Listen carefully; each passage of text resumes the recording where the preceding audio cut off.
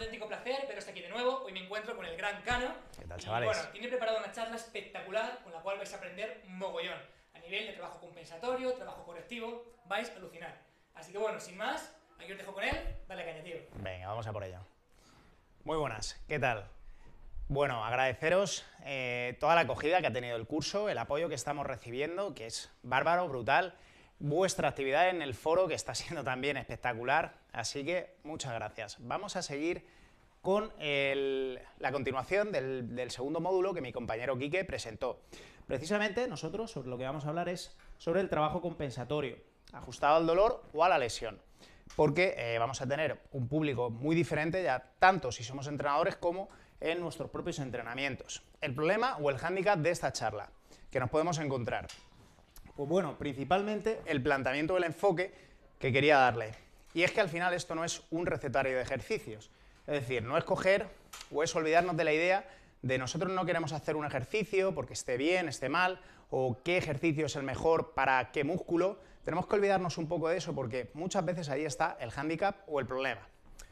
Por tanto, vamos un poco a hablar a través de este índice que vamos a desarrollar y sobre el concepto que ya mi compañero Quique presentó, que es el joint to joint, ese articulación a articulación que presenta Mike Boyle, pero por supuesto sin olvidarnos de que al final el cuerpo humano, nuestro sistema musculoesquelético, funciona de manera sinérgica y global a través de unos componentes de cadenas musculares. Bien, si por ejemplo tenemos acortados los isquios, puede que esto condicione la movilidad de nuestra cintura escapular, por ejemplo, y eso es importante que vayamos concibiéndolo. Por tanto, vamos a ir desgranando articulación a articulación, pero luego también vamos a ver las sinergias y el trabajo a nivel global.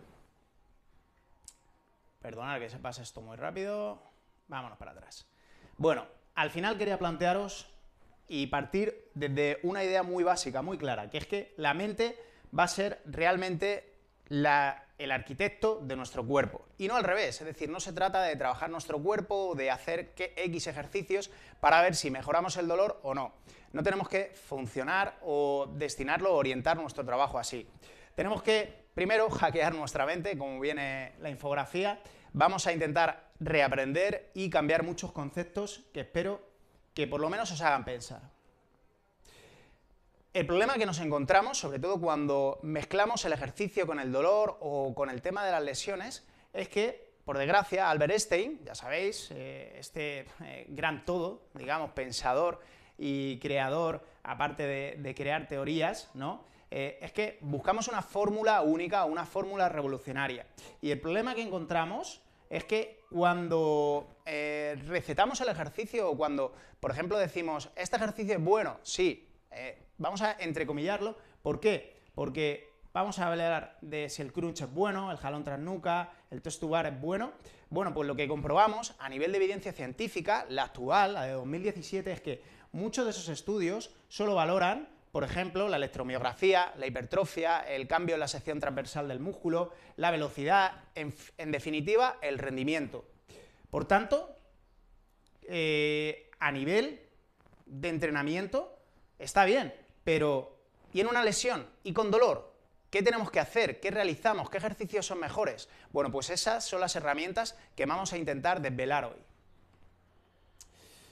Y cambiar al final esta gran frase de Albert Einstein, ¿no? De que si buscamos los resultados distintos, no hagamos siempre lo mismo, no entrenemos siempre de la misma manera, vamos a cambiar el enfoque.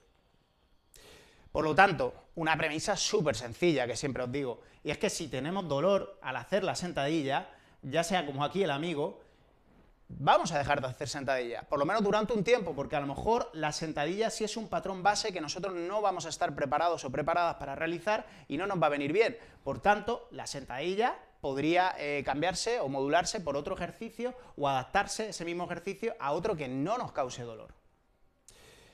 Y al final siempre buscamos una misma respuesta para todo, y eso no existe, en el cuerpo humano no existe.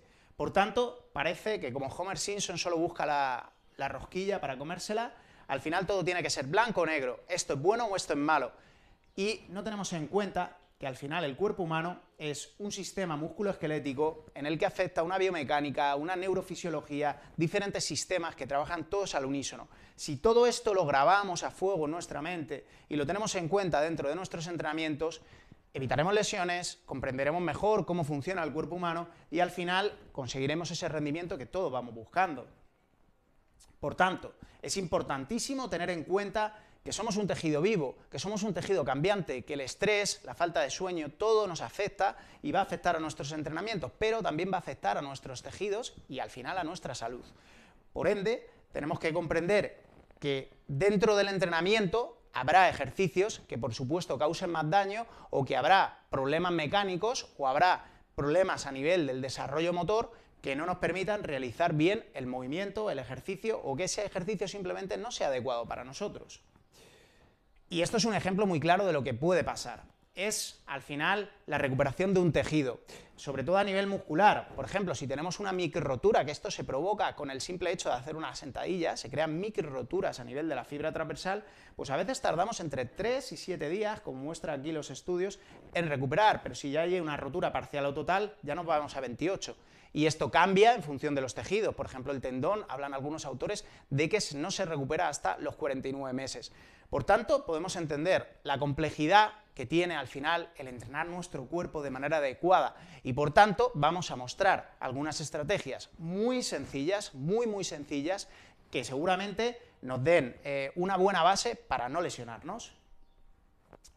Ahora quiero invitaros a hacer un viaje por el tiempo.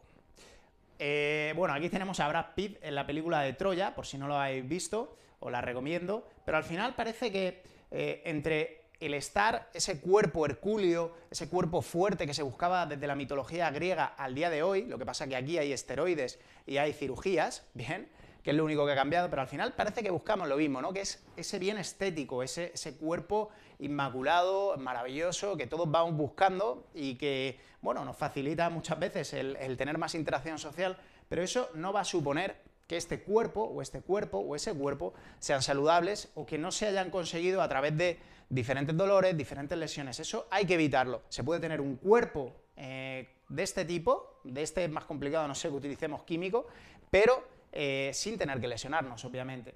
Por tanto, vamos a hacer el viaje que aquí el amigo Aquiles hizo para conquistar Troya y vamos a hacer una analogía, si me lo permitís, o una comparativa con el caballo de Troya, que para los que muchos no conozcáis, al final se intentó a nivel de historia, a nivel de lo que cuentan los homeros, es que básicamente hubo una guerra, intentaron conquistar la típica ciudad que estaba cercada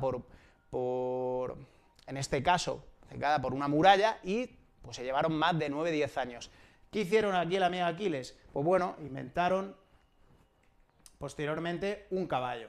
Y yo al final me gusta mucho apostar en cuanto al plano de ejercicio por el caballo ganador. Pero ojo, el ejercicio al final puede ser un propio caballo troyano que tenga a los enemigos dentro y que nos haga daño.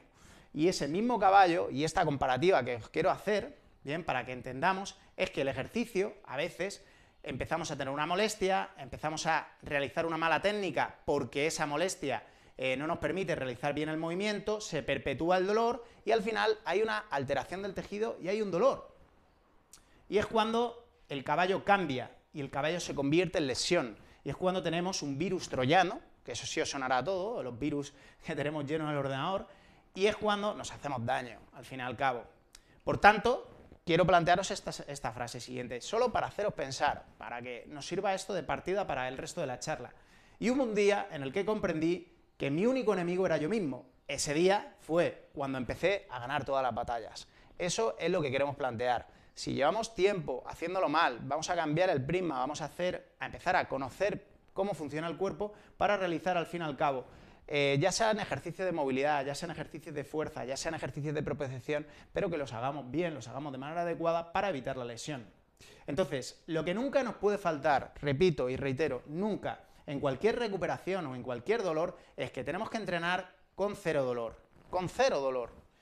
Tenemos que tener un pensamiento crítico a través de la salud para conseguir el rendimiento y no que sea salud versus rendimiento.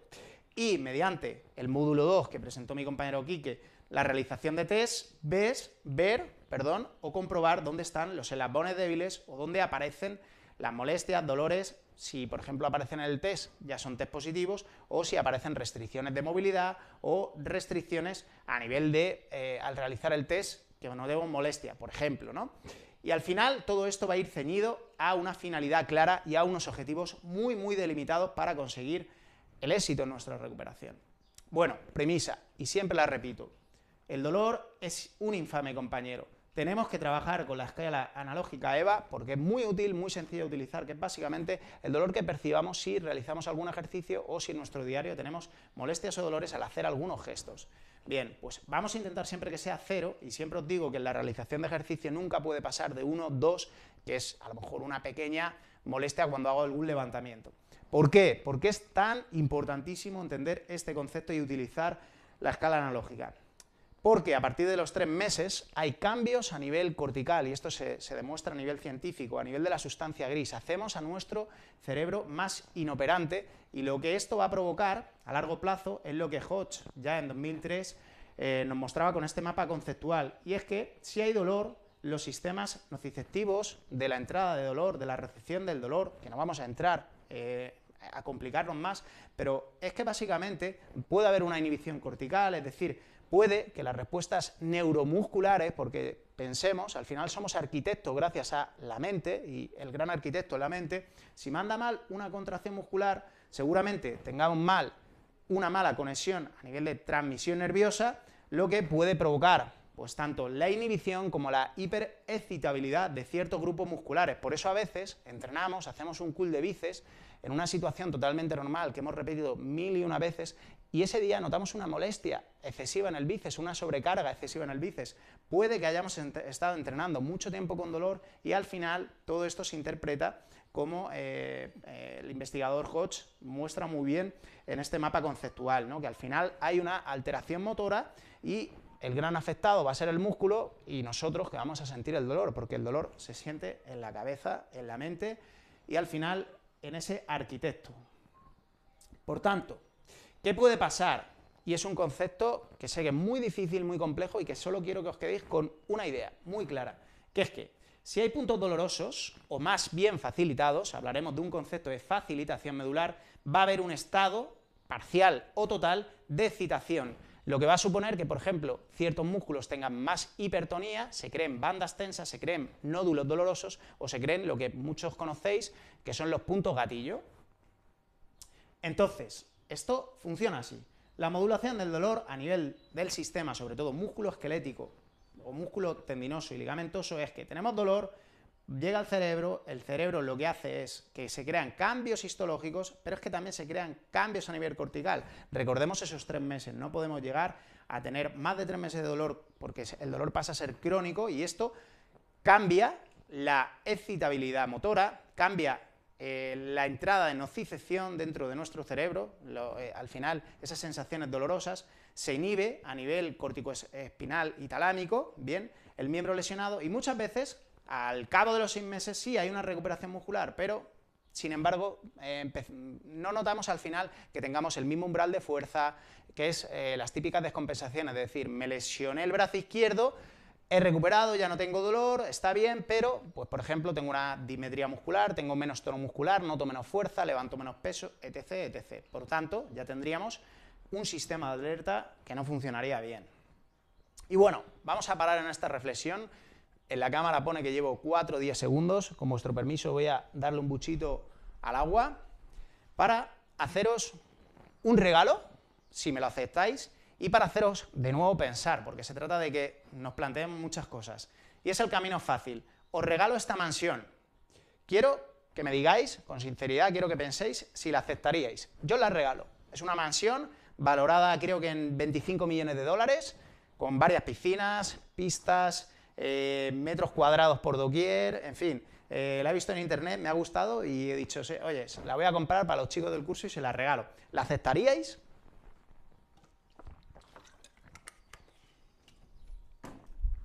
Bueno, pues si aceptáramos esta mansión, es lo que realmente aceptamos cuando vemos estas típicas tablas por internet. ¿Por qué comparo esto con esto? Porque al final En la casa, nadie te dice si por dentro está bien, nadie te dice cuánto va a costar mantenerla, nadie te dice los impuestos que seguramente te lleven a la quiebra o no tengas para pagarlo, nadie te dice lo que cuesta el mantenimiento de las aguas, nadie te habla de eso. Pues pasa igual aquí. Esto es una tabla cogida de Facebook, que dice abdomen perfecto en 5 semanas, mediante tijeras, crunches, planchas, te vienen las repes, te viene un abdomen marcado aquí abajo, una chica tatuada como yo. Bien, y esto es lo perfecto. Bien, con esto en 5 semanas os asegura la tabla de Facebook, no he puesto el texto porque era totalmente chorra, que se consigue un abdomen perfecto. Y eso no es real, no es real. Y todo esto no es real, por eso no sigamos el camino fácil, no sigamos las recetas mágicas, puesto que en ejercicio no se ha estudiado, como hemos visto antes, y cada vez hay más evidencia, pero la evidencia que se busca normalmente es en torno al rendimiento, y vamos a buscar aquellas herramientas válidas, fiables, con las que poder realizar con garantías el ejercicio, la activación y al final la salud. Por tanto, en esa lucha hercúlea que Aquiles intentó tener con el pueblo troyano, vamos a intentar cambiar el concepto de la salud versus rendimiento, vamos a intentar cambiarlo, porque al final, con la salud, conseguimos como daño colateral el rendimiento y no al revés. El rendimiento, si cogemos a los deportistas de élite, normalmente va ligado a las lesiones, ligado a lesión, y eso habría que estudiar, el ratio de horas, es otro mundo. Pero nosotros, que no estamos buscando un rendimiento excesivo, sino queremos tener ese cuerpo hercúleo, vamos a buscar la salud y el rendimiento va a aparecer, os lo aseguro. Entonces nos vamos a avalar o apoyar en estas columnas griegas o corintias, que son los pilares básicos en los que vamos a basar la charla de hoy, que es el control motor y la propiocepción, que vamos a definir los conceptos porque son muy importantes, son muy importantes. Ya sabéis, son los arquitectos que van a fundamentar los pilares de nuestro cuerpo. Por lo tanto, el control motor y la propiocepción, valor relevante. La movilidad y, por supuesto, la fuerza, el gran pilar. Y muchos os preguntaréis, ¿qué? ¿Cómo? ¿Cuándo? ¿Dónde? ¿No? Muy bien, eso me gusta, que os preguntéis. Que luego por el foro también me tanteéis. Vamos a explicar lo que es el control motor, y me ha costado muchísimo encontrar una definición sencilla a la par que aunara todos los conceptos que realmente estas dos palabras vienen a determinar, y es la capacidad de enlazar los diferentes sistemas del cuerpo a través, recordad, del arquitecto, el sistema nervioso central y sus sinergias. Recordar que al final trabajamos al unísono, trabajamos de manera global, para integrar una tarea de una determinada manera coordinada, estable y sensitiva, comprobando así que la ejecución de la desporalización, y esto va por lo que hemos hablado antes, de esa posible desaferencia sensitiva o esa facilitación medular, sí apareciese. Por lo tanto, buscamos ese momento cognitivo, asociativo y autónomo que nos permita tener control motor, es decir, controlar nuestro cuerpo. Y la propiocepción, que básicamente se define como la capacidad de sentir el posicionamiento del cuerpo dentro del espacio, atendiendo a la información que nos llega a través de los diferentes sistemas receptores sensoriales, que se conducirán y terminarán en nuestro sistema nervioso, que asimilará toda esa capacidad y nuestro arquitecto en la mente. Por tanto, ¿por qué es tan importante el control motor? Os preguntaréis. Bueno, pues se ha comprobado, por ejemplo, esto es una revisión de Río de Tal, en 2015, que por ejemplo, si buscamos solo la fuerza sin control motor, bien, no vamos a tener rendimiento, eso es obvio. Si buscamos la fuerza con control motor, bueno, pero no vamos a mejorar ni mucho menos todo lo que quisiéramos a nivel de rendimiento. Fuerza y control motor, no. Y si buscamos la fuerza y el control motor, pues claro, lo que vamos a conseguir seguramente sea estar saludables, conseguir este performance, ¿no? Conseguir al final el rendimiento. Esto es lo que tenemos que buscar, esto es lo que tenemos que aunar. Y dejar muchas veces de hacer circo, que con esto me refiero a los clásicos ejercicios que aparecen por Facebook, por todas las redes sociales, la pareja esta típica que sale entrenando, uno haciendo crunch con el otro colgado, en fin, todas esas cosas que son, ¿cómo decirlo? Son conceptos muy aberrantes y el cuerpo al final pasa factura. Por tanto, una foto simpática que aúna todo. La flexibilidad, la coordinación, la fuerza, la velocidad, el endurecimiento, todo va unido y todo va ligado al control motor. Tenemos que comprender también el concepto de ROM o movilidad, rango de movilidad, ¿no? Máximo, que muchas veces hablaremos, va siempre, son conceptos siempre ligados a la flexibilidad, y bueno, la ASCM americana en 2010 hace esta descripción: la capacidad funcional de una articulación para moverse a través de su gama completa de movimiento, y no quiere decir que llegue al máximo movimiento. Por ejemplo, no es que una gimnasta, vamos a imaginar que son las personas, las chicas, las más flexibles, las más plásticas, no es que más movimiento sea mejor, el movimiento tiene que ser controlado y tiene que ser un muy buen movimiento, un movimiento fluido, ¿no? Que a los americanos les gusta mucho hablar de fluidez, de ese Enfield, de esa terminación del movimiento, si es bueno, si es malo, pero más movimiento no es mejor, es un movimiento controlado gracias a ese control motor. Por tanto, vamos a hablar también de eslabones débiles.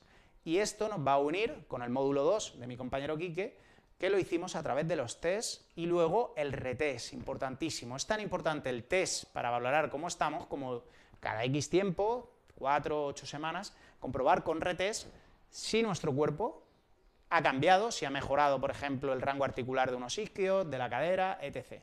Bien, y el concepto de eslabón débil, al final a mí me gusta mucho, también es un concepto muy americano, en el que vamos a entender causas a nivel neuromotora, que es toda la introducción, toda la chapa que os estoy dando, es a nivel motor. Las causas a nivel estructurales, bien, músculo, hueso, ligamento, tendón. Cuestiones técnicas o de aprendizaje, de que no hayamos adquirido bien un patrón técnico o que por una lesión ese patrón técnico se haya visto desfavorecido. Y el que haya habido lesiones, por supuesto. Lesiones, cualquier tipo de lesión, y lesión da igual la edad. Da igual que me digáis que tuvisteis una caída severa a los 2 años o que tuvierais, por ejemplo, mononucleosis cuando erais neonatos y estabais hospitalizados. Cualquier tipo de lesión, ya sea de agresión física o ya sea al sistema nervioso, va a alterar todo esto. Y eso tenemos que tenerlo en cuenta. Por tanto, seremos tan fuertes como lo sea nuestro eslabón más débil. Así que vamos a conocer los eslabones más débiles para conseguir ser fuertes.